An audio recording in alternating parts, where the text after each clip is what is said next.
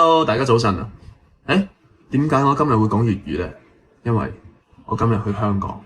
我上一次去香港係19年之前，疫情之後我就冇去香港。哇，都6年嘞喎！我啱好返到廣東嘛，就想去香港都辦啲嘢玩下，玩一日咯。我一直喺度諗去香港食乜，因為好耐冇去啊。我就揾到近排比較火嘅一間拉麵店，聽講好似唔錯，但係咧好似唔平，都幾貴。不過咧，我哋中國人就係嚟都嚟啦，一齊去試下啦 ！Let's go！ 港仔出發睇今日呢一套港唔港仔呢？還好啊，還好。而家我打車去福田站，然之後呢坐高鐵去西九龍。而家去香港真係好快脆就到啦，好方便。之前呢，我哋都要坐巴士去過海關啊咁樣。而家好多香港人嚟深圳玩，週末啊逛街啊買嘢啊咁樣。我會聽到好多人講粵語。之前深圳呢邊冇咩人講粵語，我會覺得好開心咯。因為我希望大家可以多一啲去了解粵語文化多一啲，多啲講粵語，就算講得唔啱唔標準都多啲講，因為我自己都唔係好標準嗰種，但係你要大膽啲，因為多啲講先可以講得越嚟越好嘛。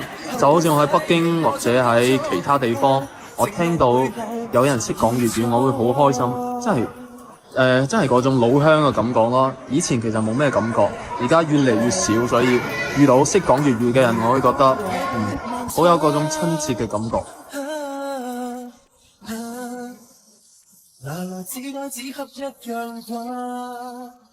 頭先出海關嘅時候呢，身份證過期就等咗好耐，但係呢，仲有好多事過海關嘅時候，我就唔喺度講咁多啦。但係呢，好 drama，好複雜。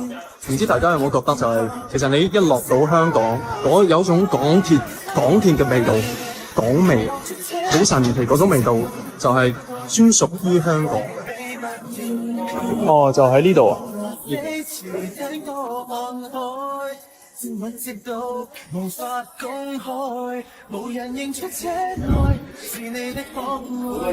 係要沿住呢條線，呢條紅色線就係單人。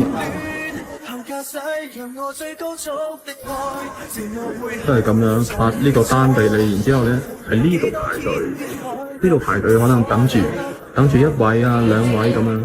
我揀嘅就係紅色線呢個一個人坐嘅地方啦，都係咁樣。咁樣單人嘅位。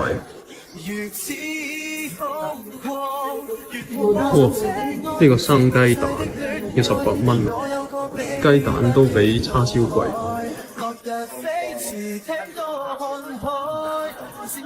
好，都係咁樣一位，好安心。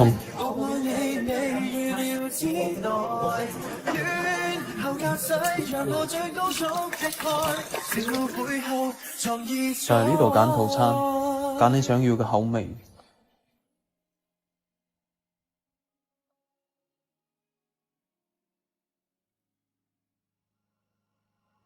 我點完啦，老實講呢，點完真係心痛，300蚊拉麵真係好心痛，好 Q 貴啊！算啦，嚟都嚟。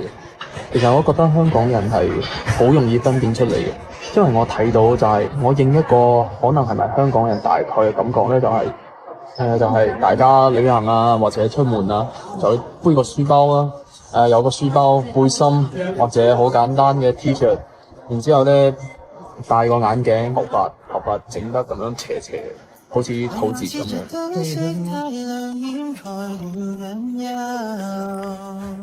呢個應該係燒肉，呢個係叉燒，呢個係紫菜、雞蛋、海綿、乾椒，仲有呢個係咩？甜品好似係抹茶。會唔會突然之間喺香港街上邊走住，遇到 Eason、湯令山啊、MC 啊、張敬軒啊、學友啊，話哇！我想送俾你一張飛。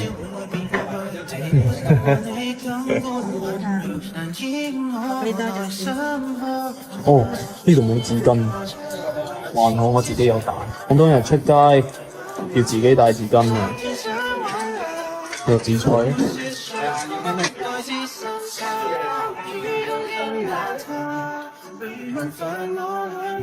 試下呢個湯先，好香嘅骨頭湯嘅味道。但可能有啲 friend 會覺得有啲鹹咯，我覺得 OK。我就推介大家嚟點咧，就都係正常咁樣，普通呢個湯底，我覺得普通會啱啲咯。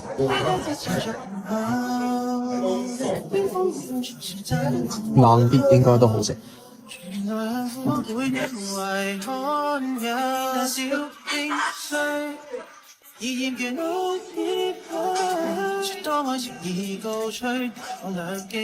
呢個係豬肉啊，豚肉燒。哦，呢個都68，我覺得啦。帶出去啦，帶出去俾你哋睇啊！哦，呢個都仲未放落去，錯。咁樣浸一浸大片嘅叉燒。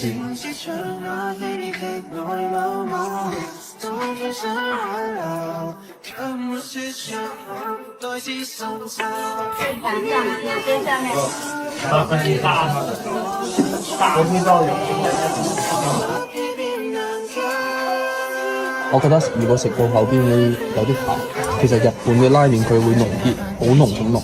但係呢一間店你揀普通嘅話就 OK 嘅。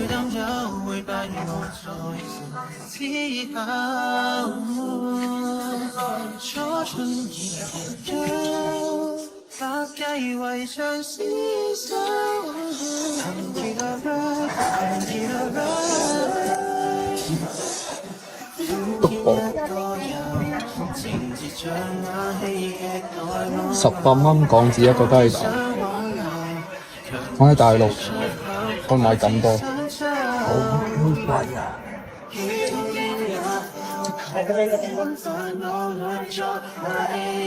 咁樣食，一啖肉，一啖水，湯都飲埋佢。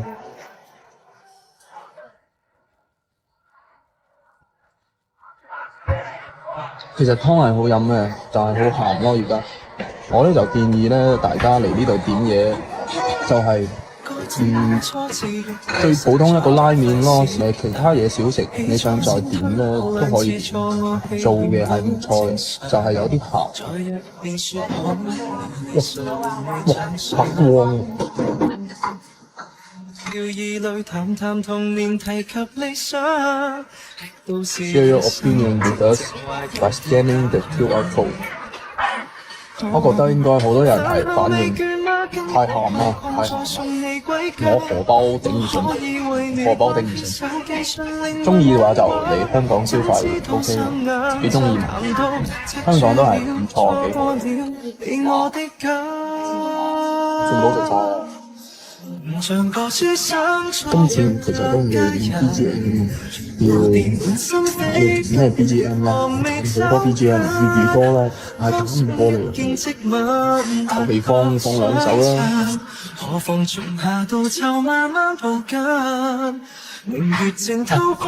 咁樣遮住佢就光就好好多。冇問題，如果我哋我咁樣撐住再食一次。好，MC 張天耀。但係好奇怪，我冇睇到姜濤嘅，可能我唔喺市中心，所以冇睇到姜濤嘅海報咯。